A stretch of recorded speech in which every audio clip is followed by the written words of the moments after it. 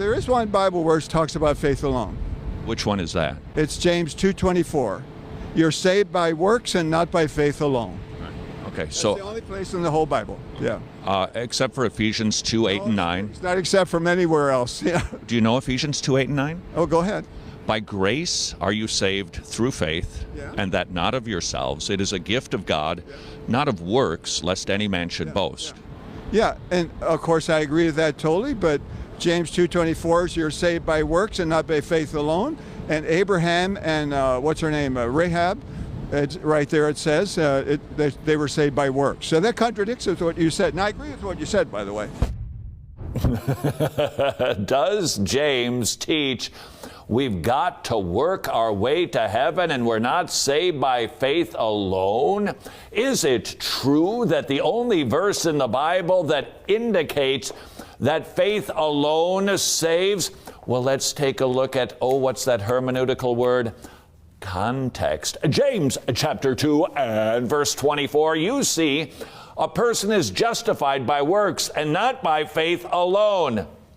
I'm biting my nails, so concerned that Protestant Christianity of grace alone, faith alone, and Christ alone is wrong. Not. Context, context, context always clears up the confusion. Just look at the verses surrounding your verse in question, and you will always have resolution. Let's do that, shall we? James chapter 2 and verse 21, was not Abraham our father justified by works when he offered up his son Isaac on the altar? Hey, Friel, you're actually backsliding. That seems to support we've got to work to get to heaven. Hold on. This is verse 21. Verse 24 says that we're not saved by faith alone. Let's take a look at the verses in between, shall we? James chapter 2 and verses 22 and 23. You see that faith was active along with his works, and faith was completed by his works. And the scripture was fulfilled that says, Abraham believed God, and it was counted to him as righteousness, and he was called a friend of God. Whoop! There it is. Abraham was a friend of God. How? He had righteousness credited, imputed to him. By working? No, by believing in God. Period. Now let's just go back a wee little bit. You see that faith, this faith that was credited to him as righteousness, to be made a friend of God, was active along with his works. We are clearly saved by faith alone, but a faith that is genuine doesn't stand alone. It demonstrates that it is valid by doing works. The works don't save. The works demonstrate we are saved.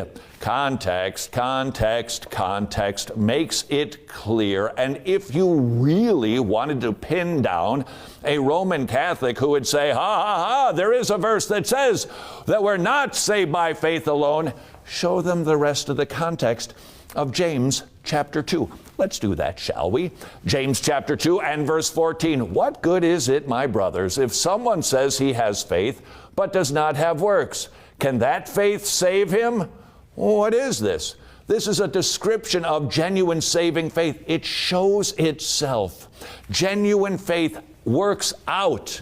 The faith that is real demonstrates itself in obedience, in sanctification, in serving, in giving, in doing, and evangelizing. Those activities don't save. They simply demonstrate that you are saved.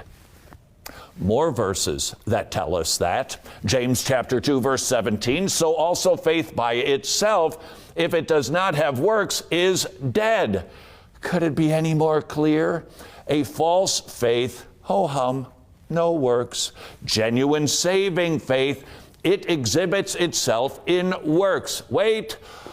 Ugh. There are more verses, James chapter 2 and verses 18 and 19. But someone will say, you have faith and I have works. Well, show me your faith apart from your works, and I'll show you my faith by my works. You believe that God is one, you do well. Even the demons believe and shudder. Demons believe in God, if you will. Do they love him? Do they serve him? Do they give money to the local church? No. Why? Because they don't have genuine saving faith. And somebody who says, I believe in Jesus, but there are no works that accompany that profession of faith, they simply reveal it is a false profession. I'm sorry. There's more verses. James chapter 2 and verse 20. Do you want to be shown, you foolish person, that faith apart from works is useless? Bang, bang, bang. The context is making it clear. Genuine salvific faith is never an island. Genuine saving faith, the type of faith that Abraham had, which guaranteed that he'd be counted a friend of God because righteousness was credited to him, was a believing faith that demonstrated its validity by working.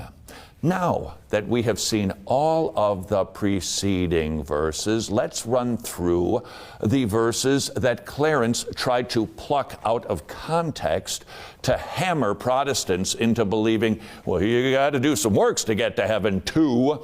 James chapter 2 and verse 21. Was not Abraham our father justified by works when he offered up his son Isaac on the altar? You see, faith was active along with his works, and faith was completed by its works. The scripture was fulfilled that says Abraham believed God, it was credited to him as righteousness, and therefore he was called a friend of God. You see, a person is justified by works and not by faith alone. Clarence, stop taking verses out of context. And if you are not persuaded that we are saved by faith alone, you will be next on Wretched.